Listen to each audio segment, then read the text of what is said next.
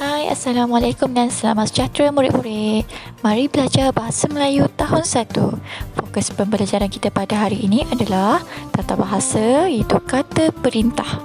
Rujukan utama kita pada hari ini ialah buku teks Bahasa Melayu muka surat 55. Jom kita lihat.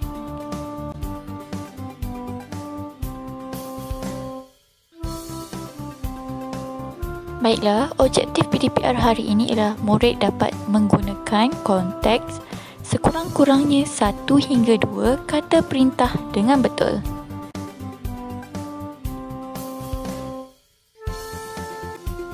Apa ya kata perintah? Baiklah, kata perintah ialah bertujuan untuk menimbulkan tindak balas terhadap perintah, arahan, larangan dan sebagainya. Contoh kata perintah ialah jemput, sila, tolong, minta, jangan, usah, harap dan sebagainya.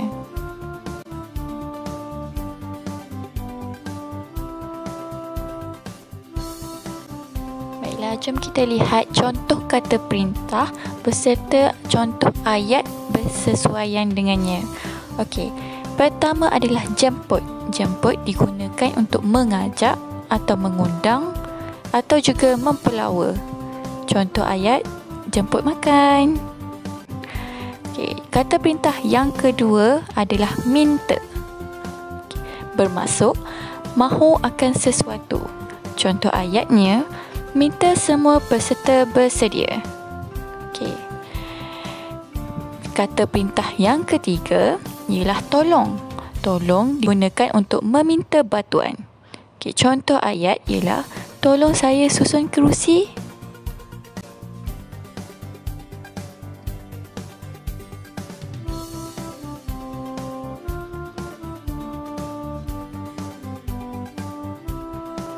Seterusnya, kata perintah yang keempat adalah harap. Harap digunakan untuk meminta supaya terjadi sesuatu perkara. Contoh ayatnya, harap semua bertenang. Itu contoh dia. Okey. Contoh kata perintah yang kelima ialah sila. Sila digunakan untuk meminta dengan hormat supaya melakukan sesuatu. Contohnya, sila masuk.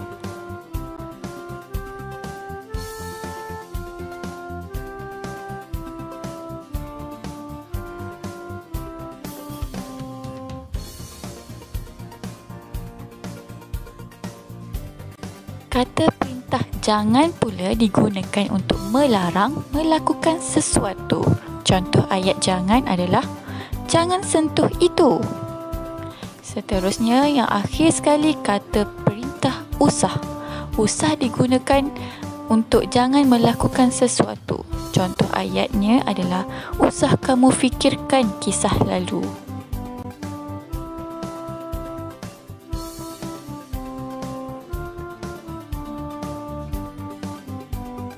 Baiklah murid-murid, cikgu minta kamu sediakan buku teks Bahasa Melayu dan sila rujuk muka surat 55.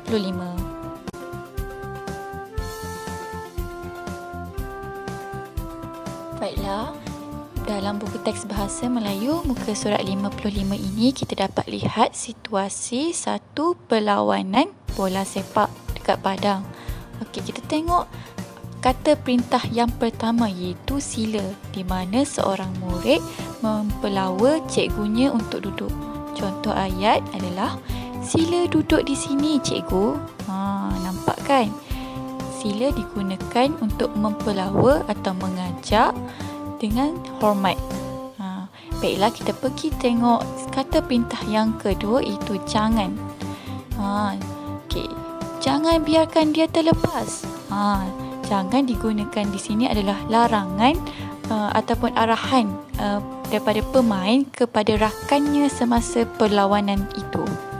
Okey, kata perintah yang ketiga adalah jemput. Jemput minum air ini, jemput ni digunakan untuk mengajak ataupun mengundang seseorang untuk melakukan sesuatu. Okey, akhir sekali kita dapat lihat tolong kawal pemain itu. Tolong digunakan untuk meminta bantuan. Di mana seorang pemain meminta bantuan rakan pasukannya untuk mengawal pemain lain. Senang kan?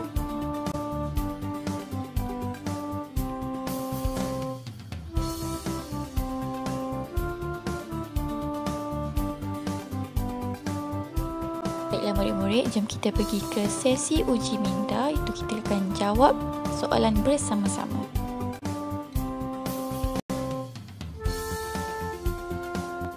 Baiklah, yang pertama kita dapat lihat arahan dia adalah lengkapkan ayat-ayat di bawah ini dengan perkataan yang paling sesuai. Okey, jawapan yang diberikan adalah tolong, sila, jangan dan juga harap. Kita ada 4 soalan bergambar dan kita perlu isi tempat kosong dengan perkataan ataupun kata perintah yang sesuai berdasarkan gambar dan ayat yang diberikan. Okey, soalan A. Tempat kosong, memetik bunga itu. Agak-agak apa ya jawapan yang sesuai? Ini adalah bentuk larangan. Betul. Bentuk larangan memetik bunga itu. Jadi jawapan yang sesuai adalah jangan. Jangan memetik bunga itu. Okey. Soalan yang kedua iaitu soalan B. Okey, tempat kosong, bawa buku latihan ini ke bilik guru. Di mana cikgu minta bertolong dengan seorang murid untuk bawa buku latihan tu. Agak-agak apa ya jawapan dia? Adakah sila bawa buku latihan ini? Adakah harap? Adakah tolong? Ya, betul. Jawapan yang sesuai adalah tolong. Sebab cikgu itu meminta tolong daripada muridnya. Tolong bawa buku latihan ini ke bilik guru. Okey, soalan yang ketiga itu soalan C. Tempat kosong, beratur, jangan berebut-rebut. Ni adalah arahan. Arahan. Okey, sekarang kita ada 2 lagi pilihan jawapan, iaitu sila dengan harap. Betul, agak-agak betul ke harap beratur jangan berebut-rebut? Cuba kita guna sila beratur jangan berebut-rebut.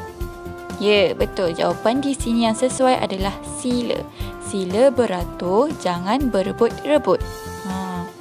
Okey, jadi yang terakhir adalah harap. Harap bersabar. Murid-murid semua akan menerima air kotak ini.